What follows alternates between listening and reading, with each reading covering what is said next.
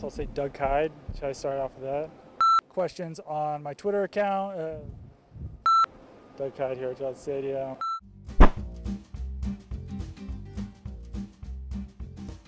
Hey guys, welcome to my weekly mailbag. Let's get right into it. If you ever want a question answered, tweet at me at Doug Kyed with the hashtag MailDoug. I usually ask for them on Thursday, so that's the best time to get in questions. First one comes from Patriots Karma, who asks, with several padded practices in the books, who is your preseason long shot that now actually looks like they are making the 53-man roster? I will admit it, at the beginning of the spring, I did not think the Patriots wide receiver Phillip Dorsett was a lock by any means to make the Patriots roster. I actually thought that he was on the outside looking in if Jordan Matthews could have a strong camp. That is not the case. Jordan Matthews was either released or placed on IR, depending on who you ask, on Wednesday. And now Phillip Dorsett is really looking very strong through training camp so far. He's been working in the slot. He's been working outside.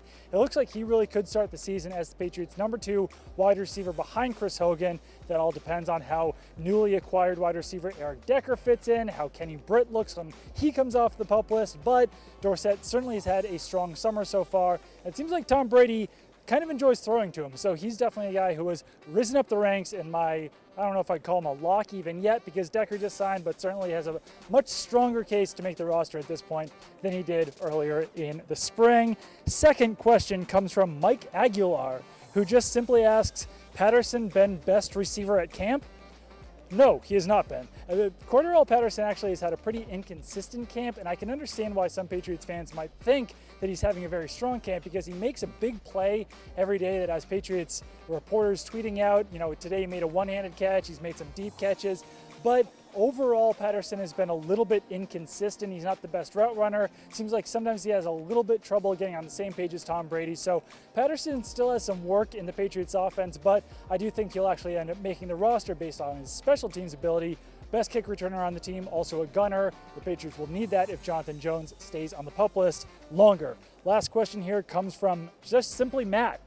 Matt asks, if you could pick one player from defense to play offense, one player from offense to play defense, who would they be and what positions? This is a very apt question, actually, Matt, because the Patriots actually did this today in practice. They had their defense playing offense, and it was very ugly. Duron Harmon and Patrick Chung were the quarterbacks. Both of them threw incompletion. So if anything, I think right now you want the Patriots offense playing defense, but I would stick Stephon Gilmore on offense. Stephon Gilmore, fun fact, was I think a state champion winning quarterback. I think that quarterback position is already filled, but Stephon Gilmore would be pretty solid as a wide receiver. As far as an offensive player playing defense, probably Trent Brown, just simply because he's so big. He's about 6'9", 380 pounds. I think that he could fill in pretty well there for Danny Shelton in the middle of the field if the Patriots wanted him to play nose tackle. So that will do it for this week's mailbag. Like I said, if you want a question in next week, tweet at me at Doug Kyed using the hashtag MailDoug.